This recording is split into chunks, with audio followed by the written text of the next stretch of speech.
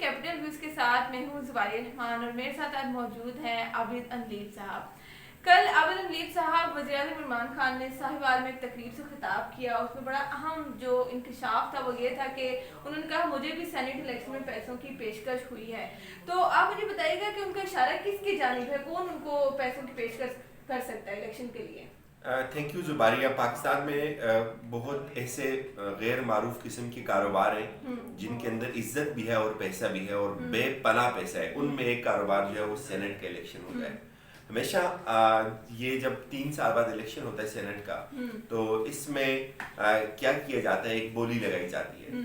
उस बोली में बहुत सारे सेनेटर्स एक फार्मूले के तहत जो है वो कुछ पंजाब के हिस्से में आते हैं, कुछ बलूचिस्तान के हिस्से में जाते हैं, कुछ सिंध के हिस्से में जाते हैं। तो सबसे जो सस्ता होता है खरीदना वो बलूचिस्तान से होता है। सेनेटर बनना सबसे आसान होता है, क्योंकि पंजाब में अगर आपने सेनेटर बनना है पंजाब की नशीब से, तो आपको कम से कम 50 से ज्यादा एमपीएस के जमीर को खरीदना पड़ता है। उसकी बनिस्बत जो कि बलूचिस्तान है वहाँ आपको शायद बहुत कम एक लोग होते हैं जिनको आपको खरीदना पड़ता है एक सेनेटर बनने के लिए। मेरे ख्याल में हार्डली 5 या 6 या 7 लोगों को।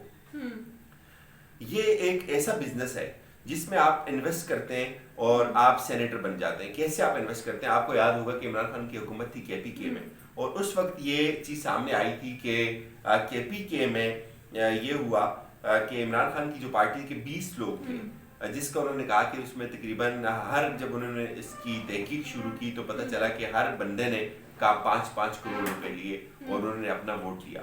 तो जाहिर है वो कि एक ऑर्डर बनता है। बहुत कम लोगों को ये समझ आती है कि सेनेट के इलेक्शन का जो फॉर्मूला होता है वो क्या होता है। लेकिन अगर आप इसकी जो मुद्दा या लुब्बे लुबाब है वो ये है कि सेनेट का इलेक्शन, ये सेनेटर की एक जो सीट होती है वो कई करोड़ों में जो है वो फरोख्त होती है। कई करोड़ रुपए आप देते हैं और आप देखती नहीं कि पाकिस्तान के अंदर जो सेनेट है वो उसमें कोई इतने इंटेलेक्चुअल साउंड लोग नहीं आते। उसमें हमेशा वो लोग आते हैं जो पैसे वाले होते हैं, जो इन्वेस्टमेंट करके आते हैं और वो अपना वोट खरीद के आते हैं। और यही रोना है। इमरान खान ये कहते हैं कि आप जो वोट है वो आप उसको ओपन होना चाहिए, ओपन बैलेट होना चाहिए, ना कि जो है वो पीछे आप दें और कोई पता नहीं किसको वोट दे रहे हैं। और उस वक्त इमरान खान ने अपनी पार्टी के जो लोग थे उनको फारिग किया था। ये उनको क्रेडिट देना चाहिए और इसी तरह से हम शफाफियत की तरफ जाएंगे।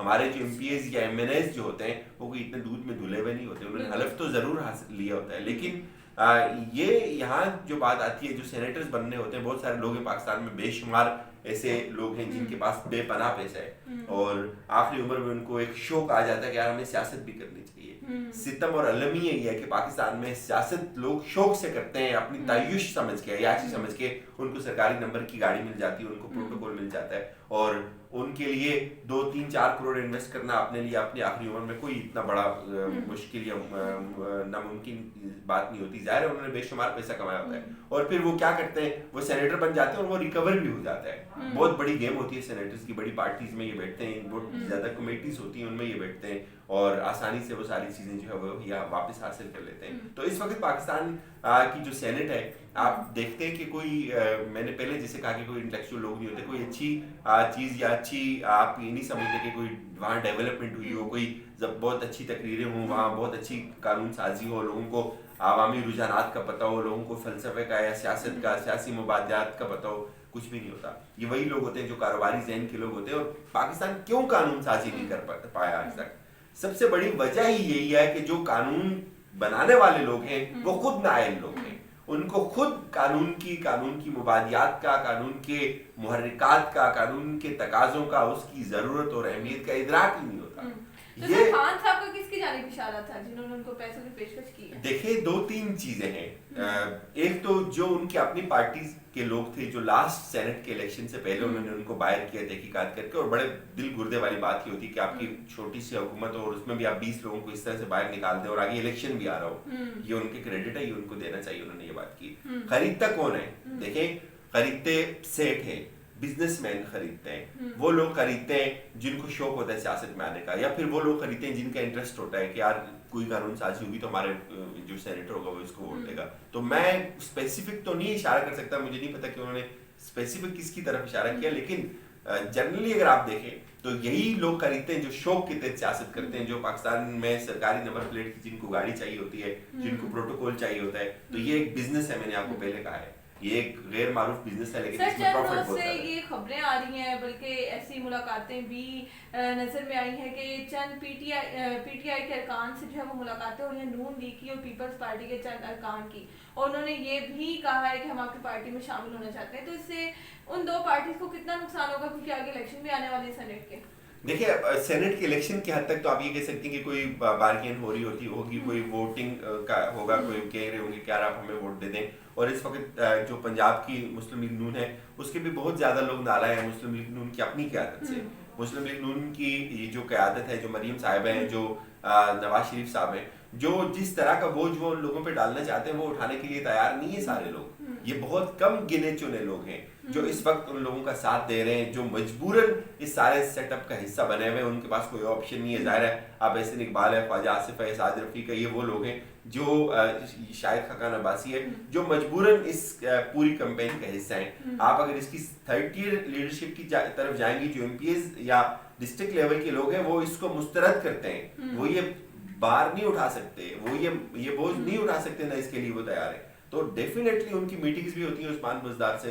आपको एक मैं बात बताऊं, अगर पीटीआई का कोई बहुत काबिल किस्म का वज़ीर आला पंजाब होता ना, तो आप इनका सफाया हो जाना था, इनकी सारी गेम खत्म हो जाती, इनका सारे जो आनिए जानिए जो है ना इनकी खत्म हो जाती। अलमिया ये कि वो बहुत सादा सा बंदा उन्होंने वहां बिठाया हुआ है, और वो अपने आप को ही बेचारा नहीं संभाल पाता, तो वो पंजाब को क्या संभालेगा। लेकिन ये जो बैकडोर राब्ते हैं ये हर दौर में रहे, और यही सेनेट पे बार्गेन हो रहा होगा, कोई बंदा पैसे लेगा। ज़ाहिर है एमपी जो अपोजिशन में बैठे हैं उनके पास कोई वजारत नहीं है, तो उनके पास ये मौका होता है, वो अपनी उन्होंने जो है वो जेबें ढीली की हुई होती है, उनके पास ये मौका होता है। जैसे सेनेट का इलेक्शन आता है, बड़ी आसानी से वो करोड़ 1.5 करोड़ रुपए दे के अपना वोट दे देते हैं। इसमें क्या है, उनको तो वैसे भी बेचारे फारिग बाहर बैठे हुए हैं। तो सर अगर मजीद कुछ अरकान जो है वो पीटीआई में शामिल हो जाते हैं इन दो पार्टी से, तो आगे जाके इलेक्शन में आप इसकी देख रहे हैं कि जीत किसकी बढ़ती हो सकती है, क्योंकि अचानक से इस तरह की मुलाकातें जो है वो इलेक्शन से चंद दिन पहले होना। तो देखिए, सेनेट इलेक्शन के सेटअप के लिए, उसी ज़मामे कार के लिए ये सब कुछ किया जा रहा है। सेनेट इलेक्शन में आपको पता है हर पार्टी अपने अपने नॉमिनीज को जो है वो टिकट देती है, और फिर डिपेंड करता है कि उसको कितने वोट पड़े। तो ये जो बैकडोर राब्ते हैं, मेरे ख्याल में ये पार्टी में शामिल होने से ज़्यादा सेनेट इलेक्शन की जो टिकट्स है और जो वोट्स हैं उनके लिए हो रहे हैं। जाहिर है ये उनसे रिक्वेस्ट कर रहे होंगे कि यार, और ये तो अंडरस्टूड है कि पीटीआई की जो है वो सेनेट में इलेक्शन सेनेट इलेक्शन के बाद जो है वो सेनेट में इनकी अददी बढ़ोतरी हो जाएगी। फिर ये बात भी अंडरस्टूड है कि ये पीटीआई कौमी असम्बली और सेनेट में जो है वो अनमैनेजेबल हो जाएगी। अनमैनेजेबल कैसे हो जाएगी? इस वक्त अपोजिशन की बड़ी कोशिश थी और बड़ी ख्वाहिश थी कि सेनेट इलेक्शन ना हो, उससे पहले पहले हुकूमत चली जाएगी।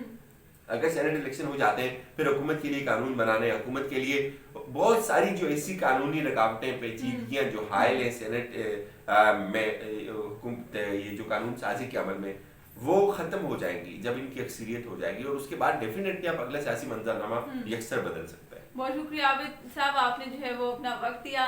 नाज़रीन, वीडियो को लाइक कीजिएगा और चैनल को सब्सक्राइब करना मत भूलिएगा। कमेंट्स में अपनी राय का इज़हार ज़रूर कीजिएगा। शुक्रिया।